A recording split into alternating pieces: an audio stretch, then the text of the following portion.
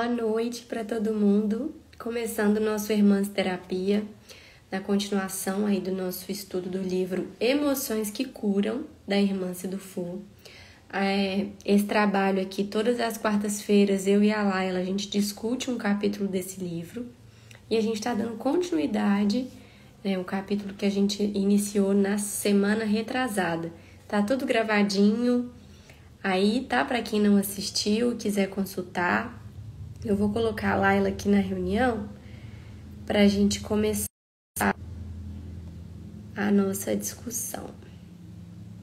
Só um minutinho.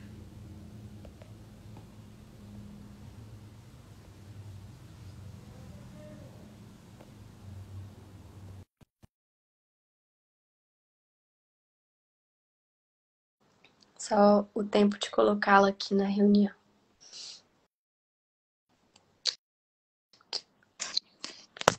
Olá, boa noite.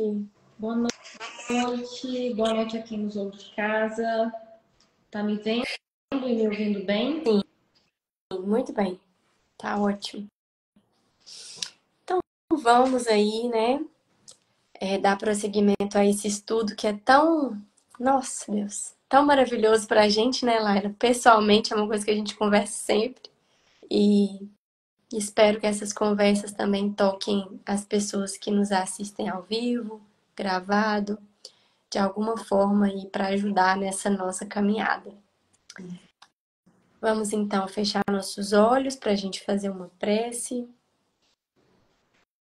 Agradecendo primeiramente ao Criador por essa oportunidade, por esses meios de trocarmos informações tão importantes para o nosso crescimento.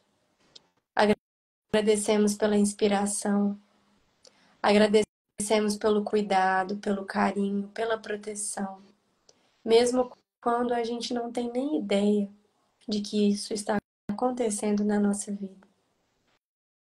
Agradecemos ao amparo dos nossos amigos espirituais, nossos anjos de guarda, que conduzem a nossa vida, que vibram com as nossas vitórias, que nos incentivam nas nossas dores, nas nossas dificuldades. Que nesse momento de trocas, sobretudo agora, eles estejam mais próximos de nós, que nós estejamos aí com os corações mais abertos para poder sentir essa presença e todo esse amparo. Obrigada, meu Pai, esteja conosco, hoje e sempre, que assim seja. Que assim seja, graças a Deus. Então, paramos tô doida, na última quarta-feira, o capítulo Relações. Peraí. O nome do capítulo todo, você lembra? Relações. Eu tô só com um pedaço do livro. A presença do sombrio nas relações afetivas. Isso, a presença do sombrio nas relações afetivas. A gente já fez 2 lives sobre esse capítulo. E na última a gente leu um diálogo que tem aí no livro, né? Entre uma pessoa, um casal, e a espiritualidade ali, sobre aquela. E a espiritualidade conduzindo aquela relação, né? Aqueles desafios que estavam acontecendo. E agora a gente vai dar prosseguimento à nossa leitura. Então, a parte do diálogo foi finalizada e Hermance continua no capítulo falando o seguinte. A resposta dada pelos guias espirituais a Allan Kardec à questão 386 do Livro dos Espíritos é um compêndio de psicologia transpessoal. Um do outro, 2 seres se aproximam devido a circunstâncias aparentemente fortuitas, mas que na realidade resultam da atração de 2 espíritos, que se buscam reciprocamente por entre a multidão. Aqui a irmã, ela só retoma o início do capítulo, onde ela coloca essa questão do Livro dos Espíritos. Então, ela só está retomando essa resposta dada pelos espíritos. Buscamos energeticamente nas pessoas de nossa convivência o sombrio e o luminoso que estão na nossa própria intimidade. Projetamos dessa forma no outro as nossas necessidades e também os nossos talentos adormecidos. Nossas relações afetivas são, por isso, laboratórios de revelação de nossas camadas mais profundas da psique. No outro, nos vemos e nos revelamos. Aquilo que apreciamos no outro pode ser o ponto de equilíbrio para o nosso sombrio. Entretanto, por conta do egoísmo e das crenças enraizadas, podemos transformar o remédio em veneno e passar a tentar destruir esse ponto luminoso do outro, repudiando o que mais precisamos para nós. Pode continuar? Não, vamos comentar esse Parar. pedacinho. Você quer falar algo? Não, pode. Não? Primeiro, retomando a questão 386 do Livro dos Espíritos, onde Kardec ele pergunta se podem dois seres que se conheceram e se estimaram encontrar-se noutra existência corporal e reconhecer-se. E aí a resposta é reconhecer-se não. Podem, porém, sentir-se atraídos um para o outro. E, frequentemente, diversa não é a causa de íntimas ligações fundada em sincera afeição.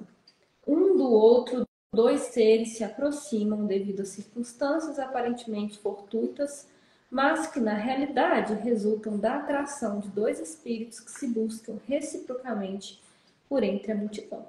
Quando ele diz reconhecer-se não, ele está dizendo que devido à lei do esquecimento, a qual todos nós somos subjugados quando reencarnamos, nós não lembramos da face. Alguns, até em processo de regressão, podem se lembrar de parceiros ou conhecidos de outras vidas. A gente já tem, se a gente pensar em Kardec lá em 1800, lá, psicografando isso aqui, a realidade, né, o contato com o mundo espiritual era outro. Hoje a gente já tem esse movimento de uma forma mais ampla, mas de uma forma geral a gente não reconhece via face o outro, mas a gente o reconhece dentro da vibração. A gente sabe que ninguém entra no nosso caminho sem algum motivo. Ninguém sai sem deixar uma lição, sem deixar um aprendizado. E o que ele está dizendo aqui é que todas as pessoas que passam pela nossa vida, principalmente os relacionamentos afetivos, os afetivos, o meu parceiro, aquele que eu escolho, tem uma função. Eu não escolho ninguém aleatoriamente. Tem algo nesse outro que me chama. Seja para buscar internamente algo que eu preciso resolver em mim, seja para encontrar nele as respostas que muitas vezes eu busco para a minha própria vida. Num caminho ou no outro, o outro é sempre uma lição. E na relação de casal tá ali, muitas vezes, a nossa maior adversidade. A literatura espírita, ela nos traz com muita assertividade que nós buscamos e nós plasmamos na nossa história de vida. Quando a gente fala vida, a gente considera as reencarnações pretéritas, porque a vida é um contínuo, a gente só muda de ciclo. Os processos a qual a gente precisa lidar. A vida é pedagógica, ela vai te ensinar por meio da repetição. Então, muitas vezes, estando lá no plano espiritual, eu escolho vir para cá a fim de tratar ou trabalhar com aquela pessoa que eu escolhi como cônjuge na minha vida, circunstâncias que outrora eu não resolvi. Ou que dentro do meu caminho de vida também, nessa encarnação, eu não consegui resolver. A questão é que o outro é sempre espelho. O outro vai ser sempre espelho das minhas dificuldades, o outro vai ser sempre espelho das minhas sombras ou das minhas luzes. E uma relação a dois é sempre uma relação a três. Pode parecer paradoxal, mas existe sempre o eu, o outro e aquilo que a gente constrói dentro dessa relação, que é um ser à parte. Então, eu costumo dizer muito dentro do consultório que dentro de uma relação de casal, eu preciso cuidar de mim, o outro cuidar dele, para que juntos possamos cuidar da relação. Irmã, você vem nos dizer que nossas relações afetivas são, por isso, laboratórios de revelação das nossas camadas mais profundas da psique. No outro nos vemos e nos revelamos. E aquilo que a gente aprecia no outro pode ser um ponto de equilíbrio para o sombrio. Mas o egoísmo e as crenças enraizadas têm a tendência de transformar o remédio em veneno. Ela está dizendo com isso que aquilo que me incomoda nesse outro, aquilo que me faz querer estar com esse outro, que me leva a admirar o outro, ele só existe porque eu tenho referência interna disso. E muitas vezes inconscientizadas. E como uma forma de trabalhar aquilo que eu não quero ver em mim, a vida me leva a trabalhar isso em mim na forma de um relacionamento.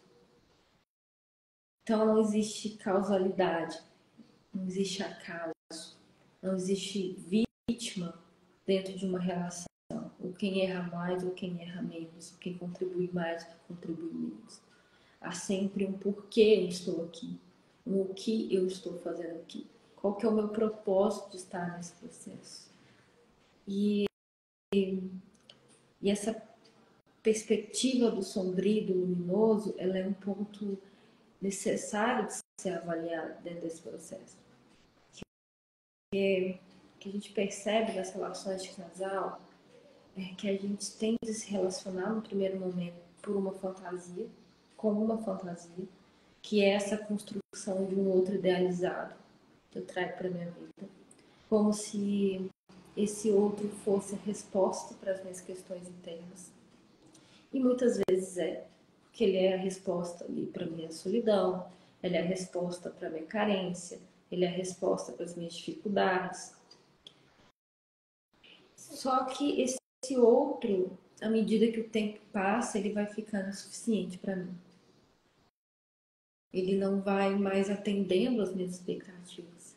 Primeiramente, porque ele não tem obrigação em relação a isso. As expectativas são minhas. E depois porque ele não consegue. Porque ele também está vivendo o próprio processo. E aí eu começo a desconstruir essa ideia do outro, idealizado, dentro da minha caixinha, dentro daquilo que eu quero enxergar, e passo a vê-lo na realidade da sua completude. E aí a gente tem uma relação de casal que vira um processo competitivo, de quem quer ter razão na sua angústia, na sua dor, não se acolhe nas suas dificuldades, exige do outro esse acolhimento, mas esse outro também não está conseguindo se acolher dentro dele mesmo.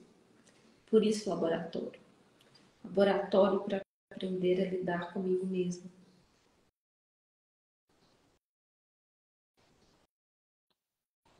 Quer comentar? Não. Nossa, acho que você já foi perfeita. Continuando então. Por essa razão, o autoconhecimento por meio de uma educação emocional lúcida nos permite um exame mais consciente do que é nosso no outro e do que é do outro em nós.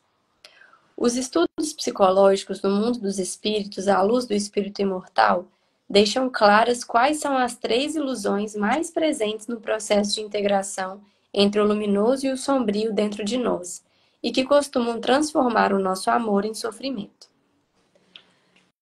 Vamos lá. Ela insiste muito nesse termo, né? Educação emocional. Uhum. E eu já tenho insistido aqui, está sendo até redundante retomar isso, né? Mas as nossas emoções, elas nos movimentam na vida, os nossos processos de existência. Então, dentro de uma relação, e muitas vezes o que me rege para estar com esse outro é a minha ferida básica. Quando eu tenho uma relação de cura, que a maioria dos relacionamentos são relacionamentos de resgate, mas não é resgatar o outro, como a gente viu aqui ela trazendo nas outras, nas páginas anteriores. Esse karma não é um karma para o outro, mas um karma para mim mesmo, para os meus próprios processos pessoais. Quando essa relação é uma relação de resgate, muitas vezes eu me relaciono com o outro para curar a minha ferida básica. E a minha ferida básica é aquela emoção primária que me movimenta no mundo e que, se eu não tenho consciência dela, eu passo a agir sobre ela. Por exemplo, se eu sou uma pessoa que é muito insegura e muito controladora, possivelmente eu me relacionar com alguém que é muito bobo, que está muito vivendo a vida como a vida se apresenta, que não se preocupa demais. Eu geralmente busco meu polo oposto, até porque a gente tem a tendência de vibrar na lei do equilíbrio. E aí esse outro, ele vai me escancarar.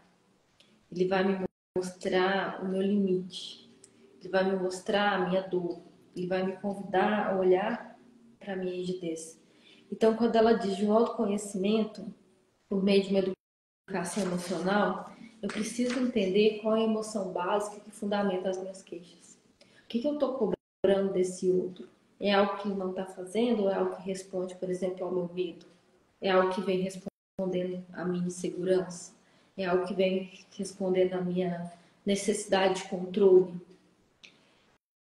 Por exemplo, hoje eu estava atendendo a uma paciente que tinha a seguinte queixa: o meu marido não me deixa sem mãe. Por quê? Porque ela vem de uma estrutura de vida que necessariamente a obrigou a ter um certo controle das circunstâncias. Ela vem de uma vida com pouca estrutura, com pouca segurança, isso lhe faltou dentro dessa construção da personalidade na infância.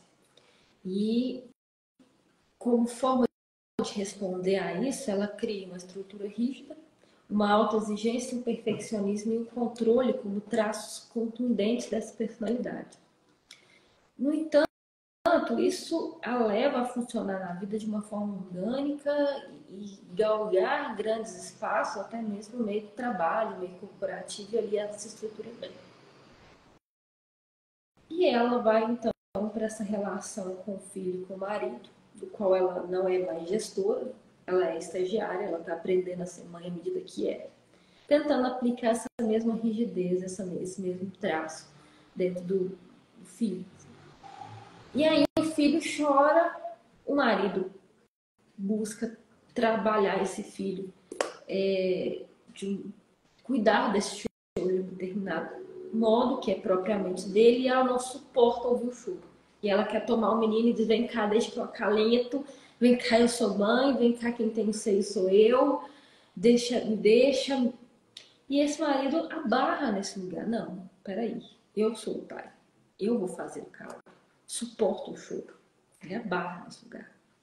E eu devolvo isso para ela: você não tem que salvar o seu filho do pai dele. Ele também está aprendendo a ser pai. Só que essa estrutura rígida torna esse lugar dela de ouvir o choro do filho desesperador. Então, quando ela se pergunta, quando ela se coloca: eu preciso calar meu filho, é para ele ou para ela? É para o filho que ela está fazendo esse movimento? É para dar conta da sensação de insuficiência, sensação de não estar no controle, sensação de não estar dando conta?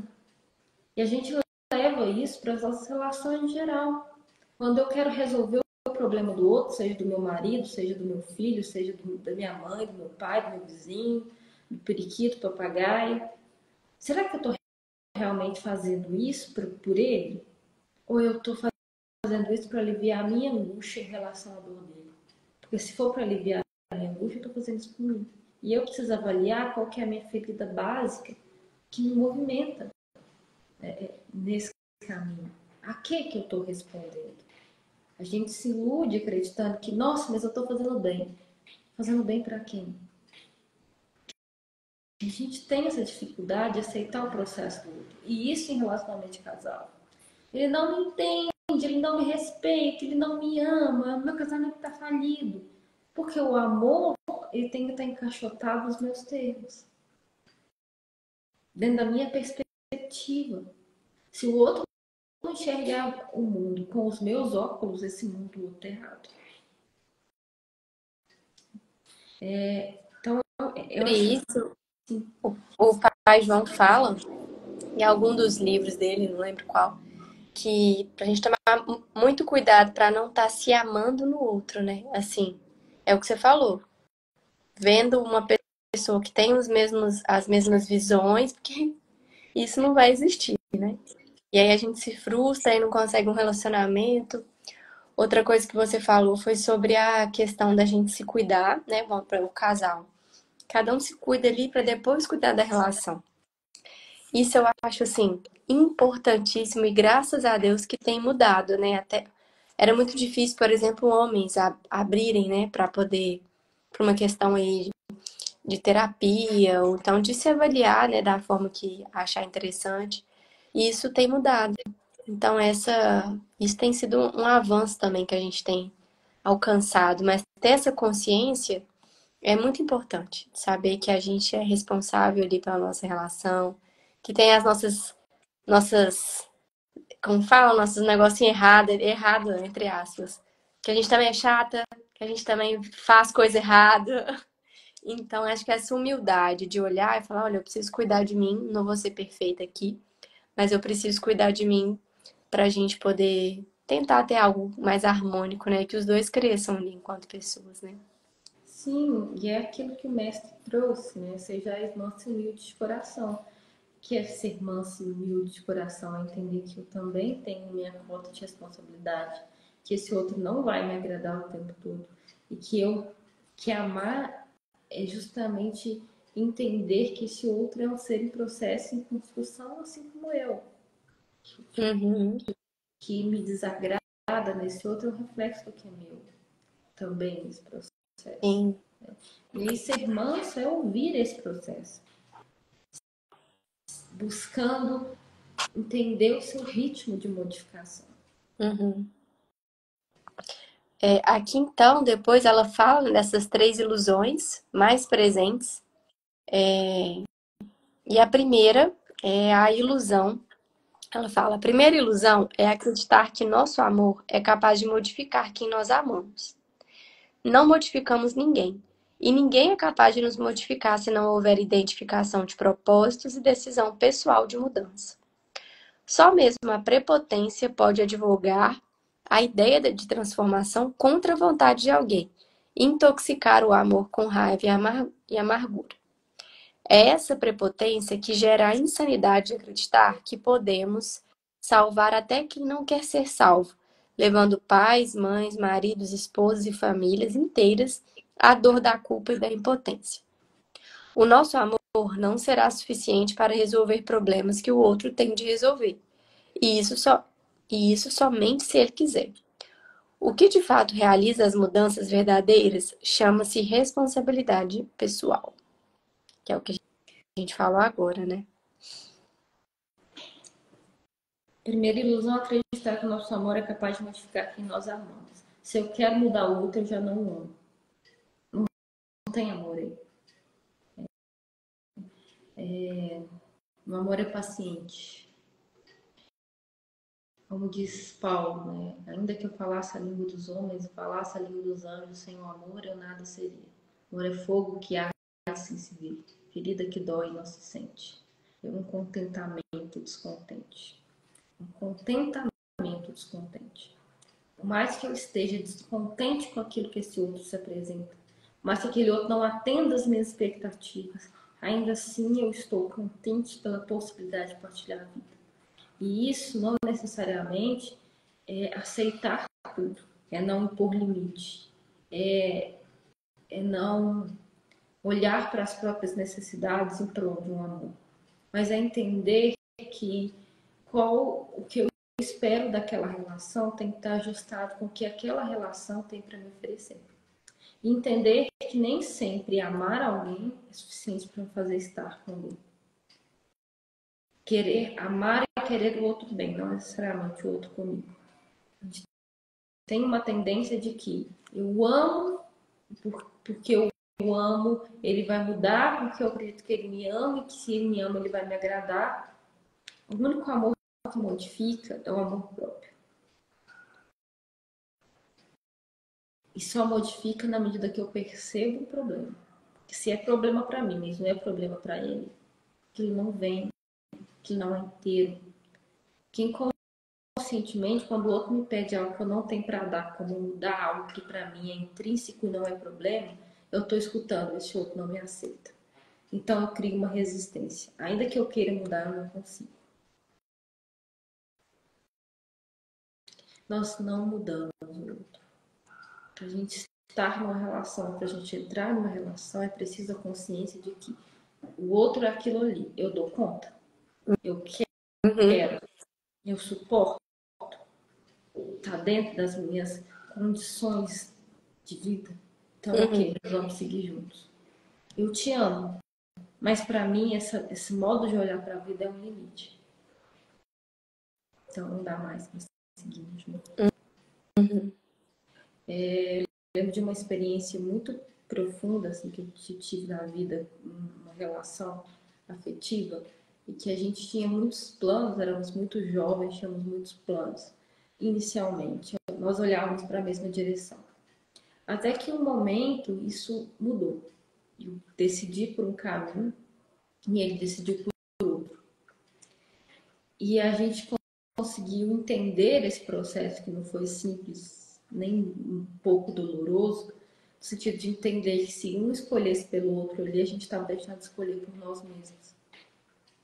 Então a gente seguiu, e não quer dizer que deixou de existir amor. E hoje, olhando para trás, a gente percebe o quanto que foi uma decisão difícil, não não certa, a gente não tinha certeza daquilo, mas que foi a decisão necessária naquele momento. Porque esse não era o meu caminho, mas o meu caminho também não era o caminho dele. Tá tudo certo. Então, reconhecer esse limite só é possível com o processo de, de autoconhecimento. Dentro dessa relação, por exemplo, se eu tivesse escolhido caminhar junto com ele, tudo que ele me oferecesse na vida seria suficiente, porque eu abri mão de mim para estar com ele. Então, eu ia viver sempre na falta. Uma falta que eu não consigo nomear, que é minha, de uma escolha que eu não fiz lá atrás, e que eu projeto nesse outro, dizendo de uma insatisfação que é com ele, quando na verdade é comigo. Então, todo o afeto que ele me desse, toda a atenção que ele me desse, o mundo que ele me desse dentro de uma caixa de chocolate seria suficiente. A luz que ele fosse buscar e ele olhasse para mim seria suficiente. Porque eu abri mão de mim. E sobre isso, assim, de seguir, né, o caminho, eu também já passei por experiências de me ficar na dúvida, assim, será que eu tô sendo arrogante a ponto de querer impor como a relação tem que ser, sendo que eu deveria estar aqui, insistindo mais um pouco? Ou realmente eu preciso sair disso que vai ser o melhor pra mim, pra gente e tal? E aí eu lembro de conversar com um amigo meu que ele falou assim: Nossa, isso foi muito bom. Que ele falou assim: Marcelo, vão ter várias coisas que a gente não vai gostar numa pessoa, lógico, que vai te incomodar. Por exemplo, o cara deixa a toalha molhada em cima da cama. É uma coisa que pode te incomodar, mas é uma coisa que não é no nível de você falar assim: Peraí, é um valor pra mim a toalha ficar pendurada lá no banheiro. É um valor, é uma coisa que é inegociável, faz parte do que eu sou. Agora, se é algo que você entende, que é algo que pode ser conversado, que uma vez você vai lá, vai pegar, você vai conversar com ele, não é algo que vai contra a sua estrutura, então eu acredito que seja algo que dê para conversar e repensar sim. Agora, avalie se o que você está colocando em questão são coisas que é a Marcela. Então, assim, eu tô abdicando de algo extremamente importante e valoroso para mim, para estar aqui.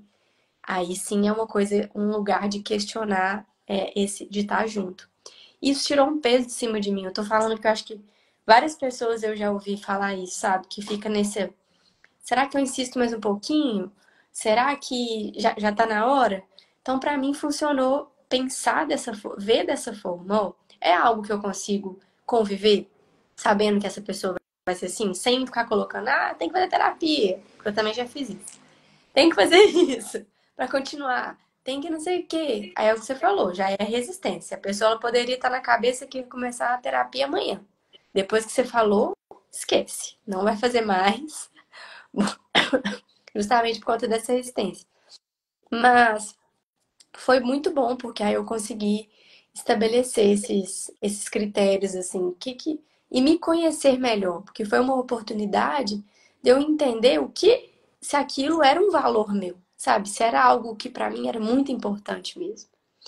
E foi, eu também acabei, igual você falou, sem certeza, deixei uma relação morrendo de medo, falando, ai meu Deus, será que é isso mesmo? Mas ancorada nessa minha análise, que eu não sabia se estava certa, mas de certa forma eu me senti um pouco mais segura para poder, falei, não, eu tô escolhendo aqui seguir comigo, né? Sem abdicar de coisas que são muito importantes que eu teria que abdicar aqui. Então compartilhando também, só porque foi algo que marcante, assim, para mim, que eu trago para minha vida. Eu queria retomar essas duas palavrinhas que aparecem aqui, que são sentimentos específicos, que vêm dessa relação, né, entre querer mudar o outro, que é o tal da potência, prepotência e impotência. O que é potência? O termo lá da física, potência é a capacidade energética de um determinado movimento ali, que a gente coloca na vida. E um determinado capacitor, um determinado eletrodoméstico, potência é o quanto aquilo ali consegue realizar de energia. Então, quando eu digo que é prepotência, acreditar que eu sou capaz de mudar o outro, estou dizendo que eu acredito, eu acredito numa energia prévia que eu não dou conta de sustentar lá na frente. Eu coloco uma energia nesse lugar. Não, eu vou ficar com essa pessoa vai mudar, essa pessoa vai. Que a gente tende a olhar para isso como conciliar prepotência com arrogância, né? Que são coisas diferentes. Arrogância é não pedir, prepotência é acreditar que eu vou dar conta de sustentar uma energia que eu não dou, muitas vezes. Então, é por isso que a prepotência gera a impotência. Eu acredito que eu vou conseguir sustentar uma energia, ou seja, sustentar uma relação energeticamente, internamente, afetivamente, até que essa pessoa mude. E aí eu vou vivendo, de repente eu percebo, nossa, esse é um limite para mim, eu não consigo. E aí essa pré-potência vira uma impotência. Eu acredito que eu tenho uma energia grande demais e quando eu vou para a relação eu sinto que eu não tenho energia nenhuma. Então eu viro uma impotência. E nessa impotência me gera um sentimento de que eu não dou conta mais de esperar, que eu não dou conta mais de fazer nada, de agir naquela relação, de me modificar ou de aceitar o outro. E aí, quando eu parto de uma energia grande demais para uma energia zerada, que é a impotência, o que é mínimo nesse outro que me incomoda, ele se torna grande demais. Então, a toalha, ela inflama. E não é porque a toalha é em cima da cama, é porque eu gerei uma expectativa grande demais. Eu coloquei tanta energia nessa mudança que não veio e que foi me desgastando ao longo do tempo, que eu já não tenho energia nenhuma para aceitar o menor das circunstâncias, o menor dos incômodos. Se eu estou com a minha energia ajustada nessa relação, é como eu querer ligar uma usina hidrelétrica no outro lado de casa. Não vai funcionar. Eu não tenho energia para isso, mas eu entro na relação achando que eu sou usina. Quando na verdade eu tenho 220. No máximo, eu tenho 127. No máximo 220 de potência. Eu tô achando que eu sou uma Itaipu. Então eu entro buscando uma Itaipu. E eu vou tirando energia de onde eu não tenho. Eu vou sobrecarregando o sistema, sobrecarregando. Chega uma hora que tudo inflama. A menor faísca inflama. Então, é importante a gente se atentar, assim, a palavra, o termo utilizado, eu costumo dizer que a irmã não dispensa palavras, né? É tudo muito bem costurado, porque é junto desta perspectiva que a gente se perde muitas vezes. Será que eu tenho para doar para essa relação que essa relação está me exigindo? E a minha vontade está ali é tanta que eu entro com o véu da ilusão. Sim. Agora a segunda ilusão. A segunda ilusão é acreditar que somos responsáveis pelas escolhas de quem amamos. Quando amamos legitimamente, reforçamos os aspectos saudáveis de quem amamos e não ficamos tentando controlar a vida deles para que não adotem condutas destrutivas. Quando nos sentimos responsáveis pelas escolhas alheias, dispostos a fazer todo o sacrifício, como se isso fosse amor, abandonamo-nos e tiramos nossas forças, nossa motivação e nossa lucidez. Em uma relação de amor legítima, não há autoabandono. Quando isso ocorre, existe sacrifício e o sacrifício traz a mágoa, as expectativas e as cobranças. Dor na relação é indício de que há necessidade de um aprendizado da parte de quem sofre. Quando você impede alguém de fazer escolhas, ele não aprende e ainda interpreta isso como uma mensagem subjetiva de que não acreditamos em sua competência. O aprendizado só será feito quando o outro tiver autorresponsabilidade. Nossa, quer comentar? Pode falar. Forte isso. Jesus nos diz muito claramente, né? E nos ensina muito claramente a amar. Ele nos fala, amai-vos uns aos outros como eu vos amei. Como é que Jesus nos amou? Jesus nos amou com responsabilidade. Com responsabilidade pessoal e não tirando do outro a responsabilidade dele em relação à própria vida. A gente tem uma cultura católica romana, a gente cresce escutando. Jesus morreu para nos salvar. Ele não nos morreu, ele não morreu para nos salvar. Ele nos mostrou o caminho da salvação. E nos salvar de quê? Primeiramente, né? Assim, ele nos salvar do quê? E aí a gente ouve muito, né, nessa nossa escola religiosa, nos salvar do pecado. Qual que é o pecado? O que é pecado? Pecado é estar fora do movimento da vida. Então ele nos mostrou o caminho de voltar para o movimento da vida, movimento de ascensão. E esse movimento, ele é um retorno para si mesmo. Por isso, ela diz que ilusão é uma ilusão acreditar que a gente é responsável pela escolha de quem a gente ama. Porque esse outro, ele só vai se salvar se ele se autorresponsabilizar. Ele vai se salvar, ele só vai conseguir voltar para o caminho da vida, se distanciar do caminho do pecado, que está fora desse movimento interno de ascensão, quando ele tomar consciência de qual o caminho dele. E muitas vezes esse outro só tem consciência do caminho dele quando ele erra. Né?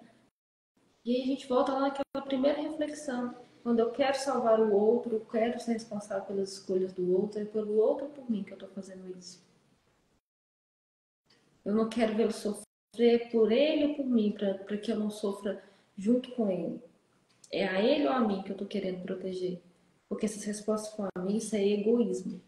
É que aquela conversa lá atrás, que está a favor do ego. Estar o meu ego adoecido e acreditar que a resposta que eu dou para a vida é melhor que a resposta do outro. Que a forma como eu enxergo as coisas é melhor do que a forma que o outro enxerga. É acreditar que o meu óculos tem a lente mais limpa.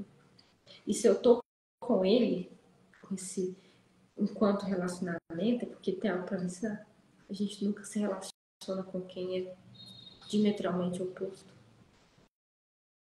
Né? A gente vê, quem tá de fora, geralmente, casal de amigos. E eles estão discutindo e que a gente percebe, nossa, mas são tão iguais. E eles mesmos não percebem isso. Então, Importante que a gente tenha essa compreensão interna de que eu preciso amá-lo ainda que eu saiba que esse outro não atende às minhas expectativas. E isso é verdadeiramente amar. Que ele não tem obrigação nenhuma com ela. Elas são minhas. Como eu não tenho obrigação com a expectativa dele sobre mim. Elas são dele. Ele que lide com isso. É preciso que a gente consiga regular isso para se viver em paz consigo mesmo. Essa expectativa ela precisa estar vinculada a um crivo de realidade. Porque muitas vezes eu exijo do outro aquilo que ele não tem para me dar, nem é que ele não quer, ele não tem, não está no momento, ele não construiu. E eu me frustro, eu me desespero. E aí eu vou trocando de relação e repetindo o ciclo, porque nunca está lá. Está sempre aqui. A resposta é sempre interna. O que não quer dizer muitas vezes que eu tenho que me manter em relações, situações que não estão no meu caminho. Mas eu preciso entender o que me movimenta dentro do relacionamento. Quando a irmã Ciela nos traz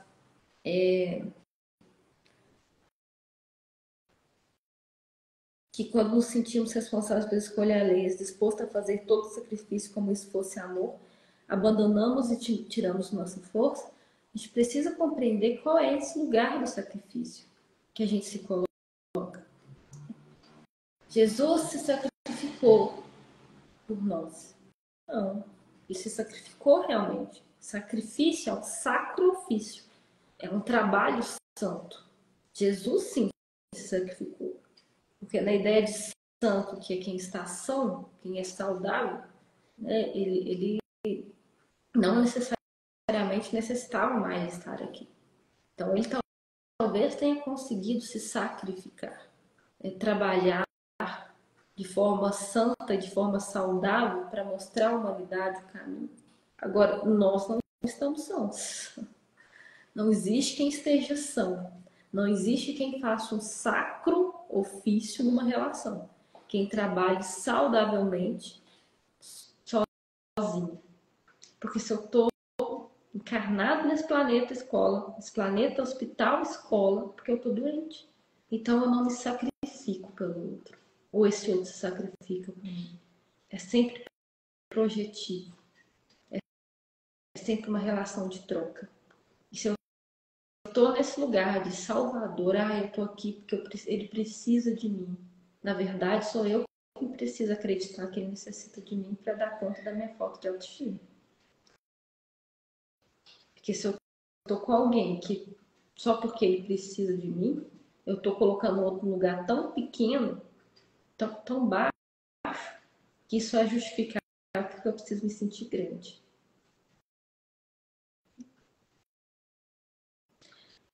Terceira ilusão. A terceira ilusão é acreditar que amar é acreditar a pessoa amada uma importância maior do que a nós próprios.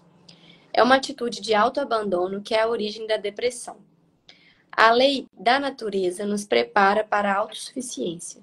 E, mesmo havendo a lei de sociedade na qual nos amparamos mutuamente e cooperamos uns com os outros, fomos dotados de recursos autoimunizadores para sobreviver independentemente do amor alheio.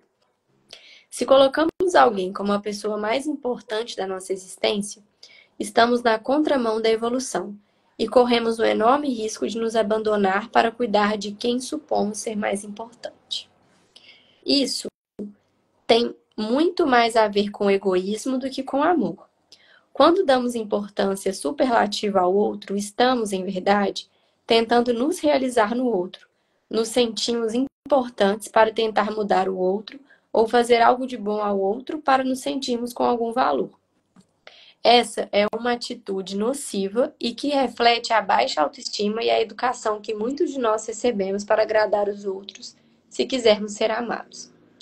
Essas três ilusões sombrias, quando iluminadas pelo ensino de Jesus de amar ao próximo como a ti mesmo, alinham-se com as leis universais de sabedoria e equilíbrio, colocando-nos a caminho da cura pessoal. Nossa, É bonito entender isso, né? Que às vezes esse outro é o remédio amargo que eu preciso na vida para me curar. Que é essa, às vezes, a única função que ele vai ter na minha vida, me mostrar algo sobre mim. Ou eu mostrar a ele algo sobre ele. E há pessoas que são o processo, não o final. Pessoas que são a ponte, não a chegada. Há pessoas que são o barco, não o destino. Nem todo mundo passa para ficar. Alguém só te leva até metade do caminho, depois vocês vão seguir juntos. Depois vocês não vão mais seguir juntos. Está tudo bem com isso.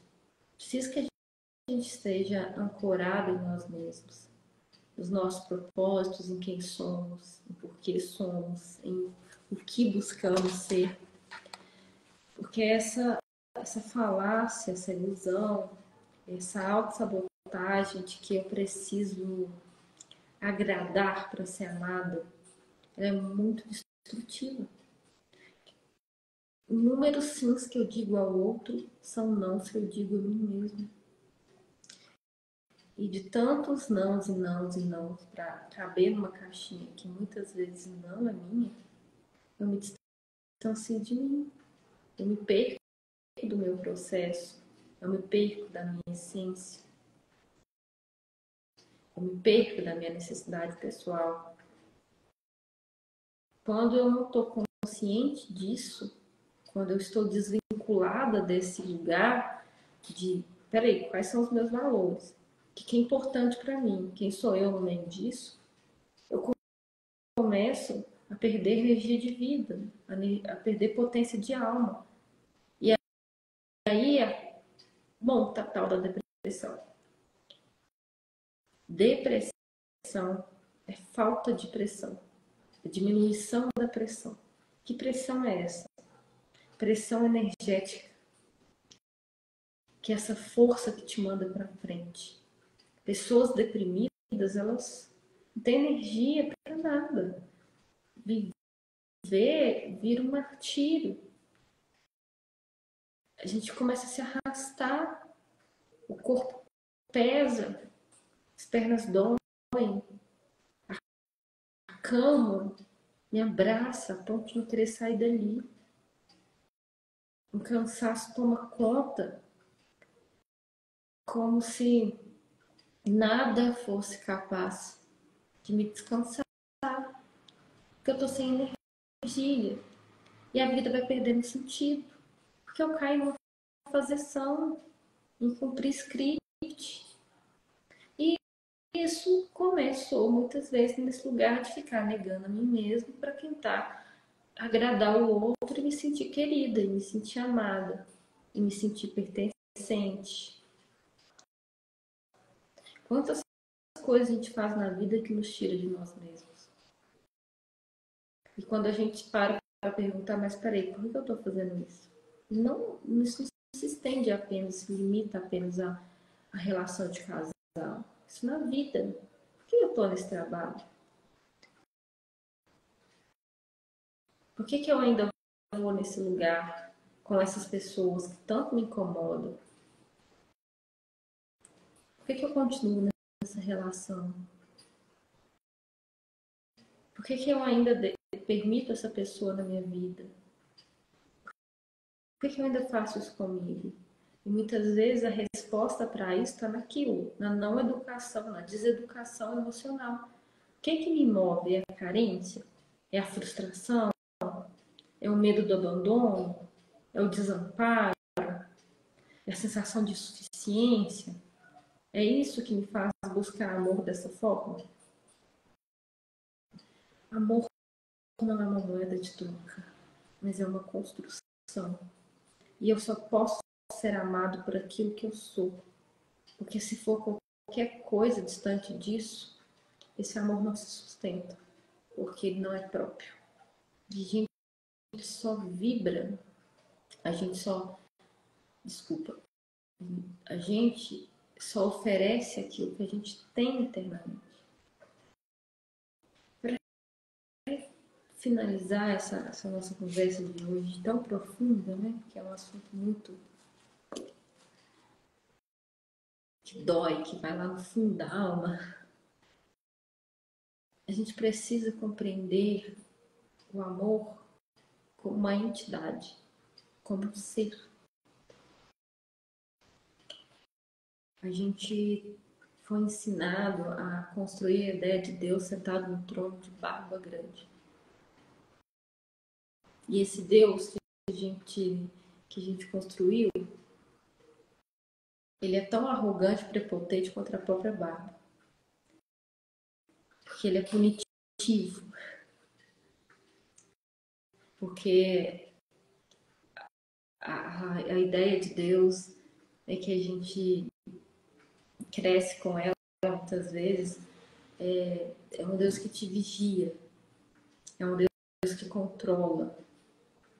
E quando a gente tira Deus desse lugar e começa a viver como amor, a gente começa a encontrar a divindade em todo mundo que nos serve, que passa por nossa vida, inclusive no outro. Quando eu vejo esse outro como um Deus, e não no sentido de idolatrá-lo, mas de percebê-lo como potência criativa, com aquele Deus em D menor, aquele Deus que Jesus nos diz, sois deuses, como um ser em potência, a gente consegue amar. Eu deixo de olhar para aquilo que falta, começo a perceber aquilo que eu tenho, aquilo que ele me oferece. E a partir disso, quando eu consigo incentivar e validar nesse outro aquilo que é bom, ele começa, por consequência, também a se validar. E eu começo também a me validar em mim mesmo. Porque se eu estou exigindo menos dele, eu também começo a me exigir menos. E aí, a gente se submete à lei do amor. Quer ver perfeição na imperfeição. Quer ver o mal não como mal, mas como um caminhante para o bem. A dificuldade não como um empecilho, mas como uma potência a semente da realização. E aí fica mais leve. E aí eu acesso Deus, porque Deus é uma entidade que se chama amor. Deus é amor. E esse Deus de Spinoza, como mais tem gostado de dizer, né? Spinoza dizia que eu vejo Deus em tudo, nas montanhas, no outro, na criança, no vale, no sol, no vento, em tudo. Em toda a sua criação eu vejo Deus. Deus é amor. Os mundos evoluídos, a gente percebe na literatura que o mundo evoluído se mede pela quantidade de amor que os seus habitantes conseguem emitir. Não é esse amor romântico apenas. É o amor universal, de aceitar esse outro como esse outro se apresenta. E por consequência me aceitar como eu me apresento. Dentro das minhas dificuldades, das minhas possibilidades, das minhas limitações. Exigir menos é o caminho para fazer mais, para conquistar mais. Ai, ai, maravilhoso. Finalizamos o capítulo então. Semana que vem a gente já começa um novo. Então você faz uma prece pra gente, Laila, pra gente finalizar.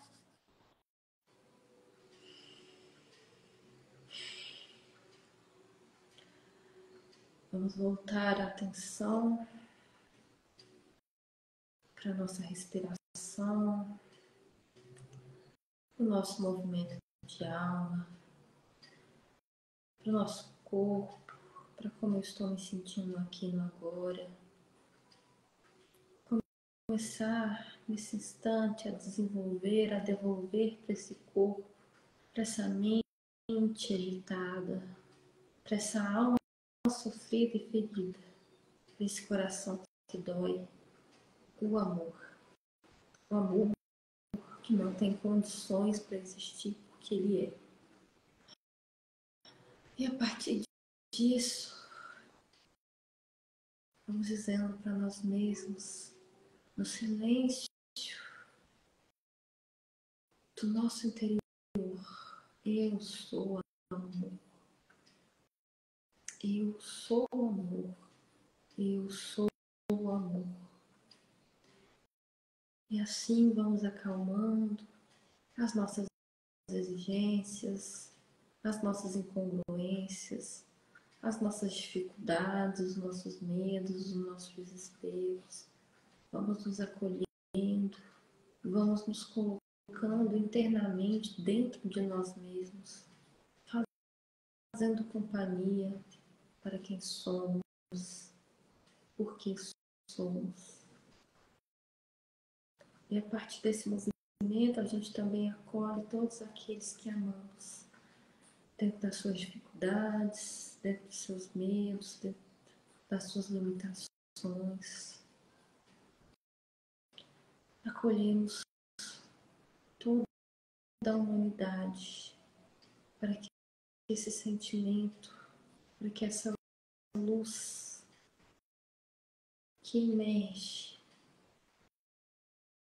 do todo a qual nos vinculamos, o amor, possa chegar a quem dela necessita.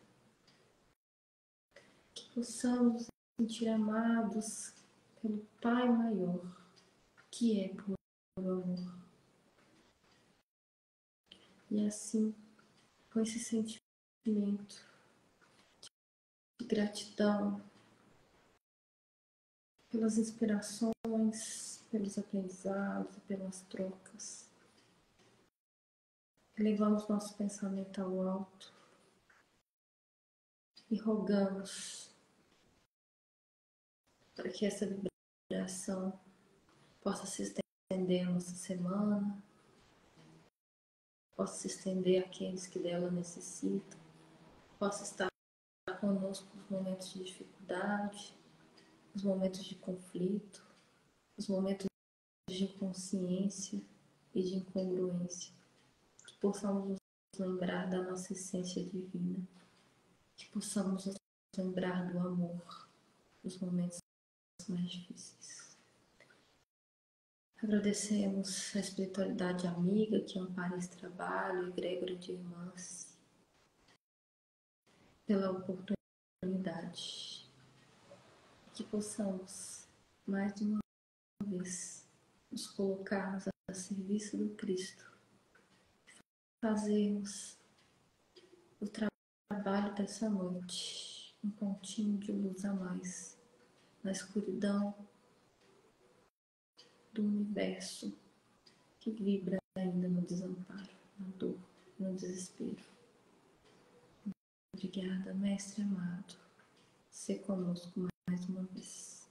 Que assim seja.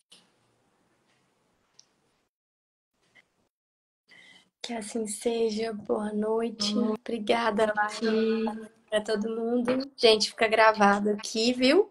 E até semana que vem.